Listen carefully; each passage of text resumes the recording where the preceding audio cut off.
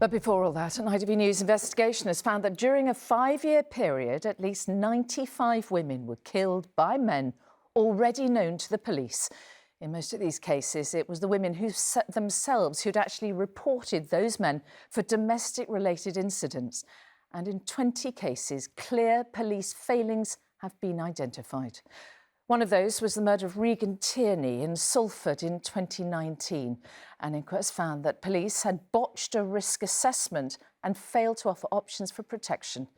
Regan was stabbed to death by her partner 8 days later. Our reporter, Amelia Beckett, has spoken to Regan's family, to police who are trialling new ways of prioritising domestic abuse, and to the safeguarding minister who says more change is coming. These are the faces of women, all killed by men previously reported to police, in most cases by the victims themselves. Time and again, families left feeling failed by those trusted to protect their loved ones, like Regan Tierney. Regan was just the most loving, caring, kind. She was such a good mum, and she was just the most amazing person and sister you could ever ask for. But on the 5th of June 2019, Regan was stabbed to death by her ex-partner Daniel Patton while their children slept in the room next door. He then killed himself. For 10 years, he'd been violent and controlling. She reported him to police repeatedly, even telling officers Patton threatened to put her head on a spike. Yet Greater Manchester Police underestimated how at risk she was. 8 days after they visited her, she was dead. Got a phone call off my nana, and she said, "Your granddad's just got a phone call off Danny saying you need to come and get the kids. I've killed Regan." As soon as we got there, I just knew. And one of the officers, I'll never forget this, I ran and he pushed me backwards. And I said, "I told you this was going to happen." They were my first words. "I told you this was going to happen." And then my granddad turned up, bless him. I'll never, ever, ever forget. It makes me, the look in his eyes. Shannon and her family fought for 5 years for an in-depth inquest into Regan's death. It found missed opportunities to protect her, an inaccurate police risk assessment, and a failure by police to offer her various forms of protection, which, if she had accepted, could have prevented her death. How do you feel towards the police now? They're a public service. They were meant to protect Regan, and they didn't.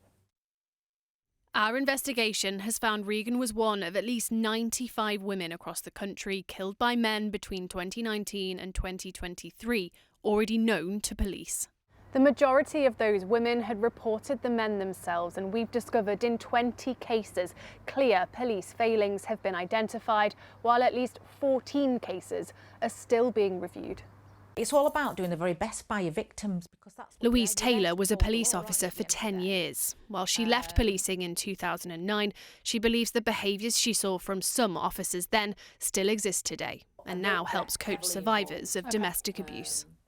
I have to say, there was some really good police officers, but some really, really poor police officers. And there were times when I went to reports of domestic abuse, and it was more than clear that the police officers I went with just couldn't be bothered. So when you speak to the victims and survivors that you work with now, versus your experience when you were in the police force, do you see a difference? Do you see a change in attitude? No, I have knowledge of one female victim who was in fear of being raped. She'd told she was going to be raped, and the call handler said, "Is the offender still there?" And she said, "Nobody said he's coming back. I'm sorry, we haven't got anybody that's available at the moment. If he does come back and you're in fear at that time, give us another ring." I mean, you just couldn't make that up. Emergency. Hello. Hello, you all right, my darling? Raneem Uda called police 4 times on the night she was killed by her ex-partner. He killed her mother too. But West Midlands Police failed to send any officers until they were both stabbed to death. Since then, her Aunt Noor has campaigned tirelessly alongside the now safeguarding Minister Jess Phillips to implement Raneem's law, embedding domestic abuse specialists in police control rooms. Sorry, is that B or a B? The scheme's been funded by the Home Office as part of the government's promise to halve violence against women and girls in the next decade. But a recent report questioned the effectiveness of strategies issued by previous governments. So we asked the safeguarding minister, how will this strategy be any different? Well, for a start off, my strategy will be written by me, somebody who's worked in the field for decades.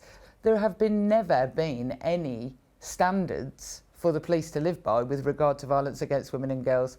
They don't have to report on it, they're not judged against it.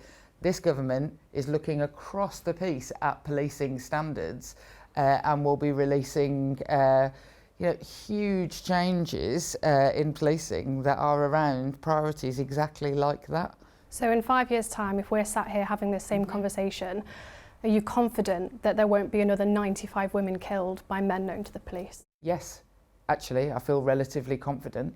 In the case of Regan Tierney, Greater Manchester Police told us since 2021 their improved response to domestic abuse has helped halve homicides. But they acknowledge that improvements made will not take the pain away from Regan's family. That's a nice one of them too.